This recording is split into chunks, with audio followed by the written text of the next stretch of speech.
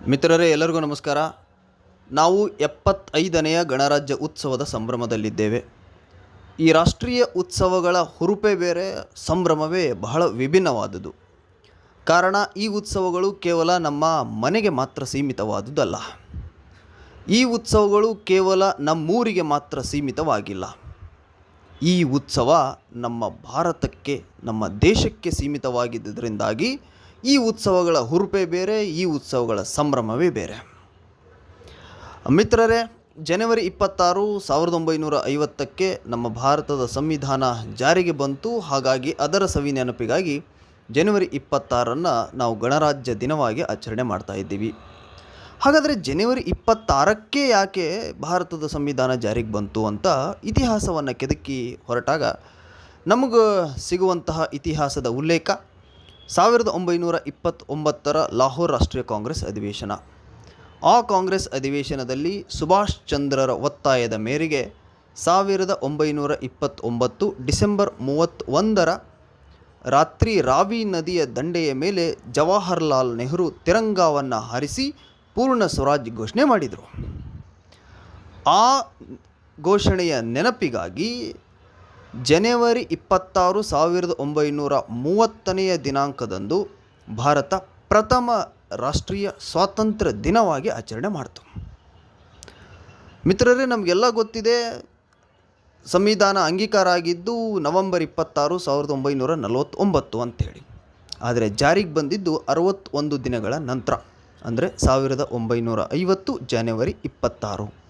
ಕಾರಣ, 1930 ಜನವರಿ 26ಕ್ಕೆ ಸ್ವಾತಂತ್ರ್ಯ ದಿನ ಆಚರಣೆ ಮಾಡಿದ್ದೇವೆ ಎಂಬತಕ್ಕಂಥ ಕಾರಣವೊಡ್ಡಿ ಅದರ ಸವಿ ನೆನಪಿಗೆ 1950 ಜನವರಿ 26ಕ್ಕೆ ಸಂವಿಧಾನ ಜಾರಿಗೆ ಬಂತು. ಅಸೆಂಬ್ಲಿಯ 308 ಜನ ಜನವರಿ 24, 1950ಕ್ಕೆ ಎರಡೂ ಭಾಷೆಗಳಲ್ಲಿದ್ದಂಥ ಸಂವಿಧಾನಕ್ಕೆ ಸಹಿ ಹಾಕಿದರು. 2 ದಿನ ತಡವಾಗಿ ನಮ್ಮ ಭಾರತದ ಸಂವಿಧಾನ ಜಾರಿಗೆ ಬಂತು. ಈ ನೆಲದ ಕಾನೂನು ನಮ್ಮ ಸಂವಿಧಾನ, ನಮ್ಮ ಸ್ವಾಭಿಮಾನದ ಸಂಕೇತ ನಮ್ಮ ಸಂವಿಧಾನ.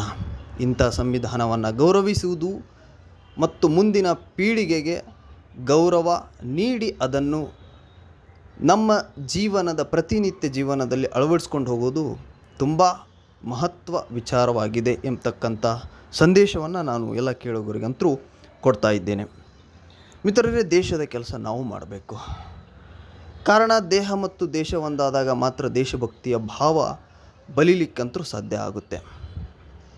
ನಮ್ಮಲ್ಲಿ ನೂರಾರು ಜಾತಿಗಳಿವೆ, ನೂರಾರು ಧರ್ಮಗಳಿವೆ, ಪಂಥಗಳಿವೆ. ದಿನ ಬೆಳಗಾಗಿದ್ರೆ ಜಾತಿ ಮಧ್ಯೆ ಹೊಡೆದಾಡ್ಕೊಳ್ತೀವಿ, ಧರ್ಮಗಳ ಮಧ್ಯೆ ಹೊಡೆದಾಟ ನಡೆಯುತ್ತೆ. ಆದರೆ ದೇಶ ಅಂತ ಬಂದಾಗ ನಾವೆಲ್ಲರೂ ಒಗ್ಗಟ್ಟಿನಿಂದ ಇರ್ತೀವಿ. ಕಾರಣ, ದೇಶಭಕ್ತಿಯ ಭಾವ ಒಂದೇ ಕಾರಣ. ರಾಷ್ಟ್ರ ಅಂತೂ ಅಂತಾರಾಷ್ಟ್ರೀಯ ಮಟ್ಟದಲ್ಲಿ ಜಗಜಗಮಿಸುತ್ತಿದೆ. ಭಾರತದ ಪವರು ಹಿಂದಿನಂಗಿಲ್ಲ, ಭಾರತದ ಶಕ್ತಿ ಇಡೀ ಜಗತ್ತಿಗಂತೂ ಗೊತ್ತಾಗ್ತಾ ಇದೆ. 19ನೇ ಆವೃತ್ತಿಯ ಏಷ್ಯನ್ ಗೇಮ್ಸು ಇತ್ತೀಚೆಗೆ ಚೀನಾದ ಹಾಂಗ್ಜೌನಲ್ಲಿ ನಡೀತು. ಆ ಏಷ್ಯಾ ಪ್ಯಾರಾ ಗೇಮ್ಸ್ನಲ್ಲಿ 5ನೇ ಸ್ಥಾನ ನನ್ನ ಭಾರತ. ಆ 19ನೇ ಆವೃತ್ತಿಯ ಏಷ್ಯನ್ ಗೇಮ್ಸ್ನ 4ನೇ ಸ್ಥಾನ ನನ್ನ ಭಾರತ. ಜಗತ್ತಿನ 4 ರಾಷ್ಟ್ರಗಳು ಮಾತ್ರ ಚಂದ್ರಯಾನ ಮಾಡಿವೆ. ಆ 4ನೆಯ ರಾಷ್ಟ್ರ ನನ್ನ ಭಾರತ.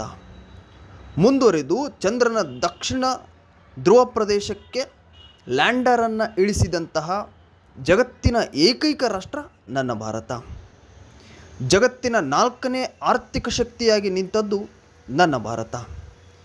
ಜಗತ್ತಿನಲ್ಲೇ ಅತ್ಯಂತ ಹೆಚ್ಚು ತೆಂಗು ಉತ್ಪಾದನೆ ಮಾಡುವಂಥ 3ನೇ ರಾಷ್ಟ್ರ ನನ್ನ ಭಾರತ. ಜಗತ್ತಿನಲ್ಲೇ ಅತ್ಯಂತ ಹೆಚ್ಚು ಗೋಧಿ ಉತ್ಪಾದನೆ ಮಾಡುವಲ್ಲಿ ಜಗತ್ತಿನ 2ನೆಯ ರಾಷ್ಟ್ರ ನನ್ನ ಭಾರತ. ಜಗತ್ತಿನಲ್ಲಿ ಅತ್ಯಂತ ಹೆಚ್ಚು ಮೊಬೈಲ್ ಉತ್ಪಾದನೆ ಮಾಡುವಲ್ಲಿ 2ನೆಯ ರಾಷ್ಟ್ರ ನನ್ನ ಭಾರತ. ಹಾಗೆ ಜಗತ್ತಿನಲ್ಲೇ ಅತ್ಯಂತ ಹೆಚ್ಚು ಜನಸಂಖ್ಯೆ ಹೊಂದಿರುವುದು ಕೂಡ ನನ್ನ ಭಾರತವೇ. ಹಾಗೆ ಇಡೀ ಜಗತ್ತು ಕರೋನಾದಿಂದ ಬಾಯ್ ಬಡ್ಕೋತಿರ್ಬೇಕಾದ್ರೆ 160ಕ್ಕಿಂತ ಹೆಚ್ಚು ರಾಷ್ಟ್ರಗಳಿಗೆ ಕೋವಿಶೀಲ್ಡ್ ಮತ್ತು ಕೋವ್ಯಾಕ್ಸಿನ್ ಅಂತಹ ಲಸಿಕೆಗಳನ್ನು ಕಳಿಸಿ ಸಾಯೋ ಜನರನ್ನು ಬದುಕಿಸಿದ್ದು ನನ್ನ ಭಾರತ. ಶ್ರೀಲಂಕಾ ಆರ್ಥಿಕ ಸ್ಥಿತಿಯಿಂದ ಆರ್ಥಿಕ ಅಧಪತನಕ್ಕಿಳಿದಾಗ ಆ ಆರ್ಥಿಕತೆಯ ಪುನಶ್ಚೇತನಗೊಳಿಸಿದ್ದು ನನ್ನ ಭಾರತ.